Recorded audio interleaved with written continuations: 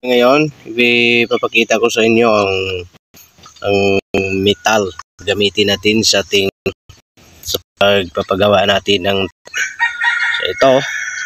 Yung tawag nito ay lagari. Lagari yun sa Tagalog. Bisaya ko eh. So, itong gagawin natin, ito ay medyo may kamahalan pag bibilhin buo. Ngunit ito ay only for 12 pieces ang pwedeng maisasagawa nito. So ito mga una nating mga material nito, yung tawag mo nito. Ito ay diadometal, ito yung plan. Titingnan niyo lang. Di ba makita natin ito?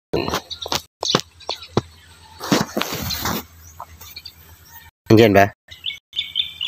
Ano ang pangalan? Nandiyan na siguro. Titingnan ko. Diadometal. Ito yung tawag nito ay diadometal. Hindi makita. Diadometal. Nandiyan. Nandiyan rin. At last nandiyan rin. Ito ay diadometal. Okay. Ang ito naman, ang pangalan nito ay Campistal. Tahin ba? Makita ba? Ano natin? Ito ay pangalan ay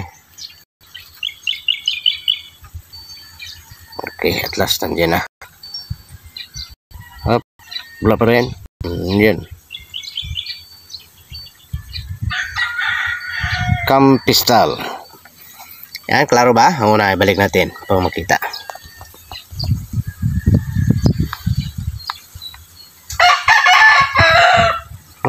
Wala.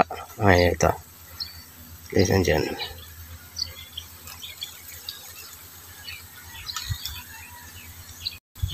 Andyan ba?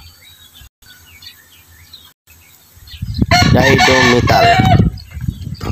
Ngunit ito iba to. Ito try natin kung sino ang mas magaling. Pinakamaganda yung mga gapper na makakita nito, paki ano ngang kung saan ang mga ganda nito, ito bang lagari, ito bang Campistal o yung diadometal, o yun bang Mumax. Marami kasing uri.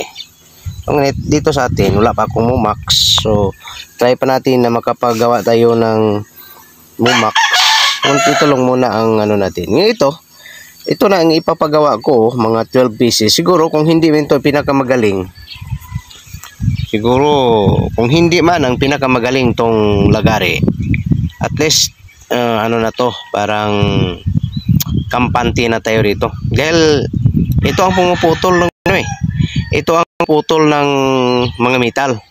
So hindi naman siguro makakaputol to ng metal kung hindi ito magaling, no, di ba? Hindi ito maganda.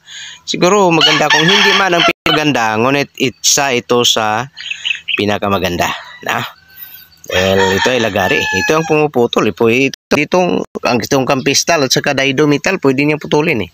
So siguro baka ito na ang pinakamagaling. Bigay lang kasi ang tiriyuhin ng asawa ko. Yan.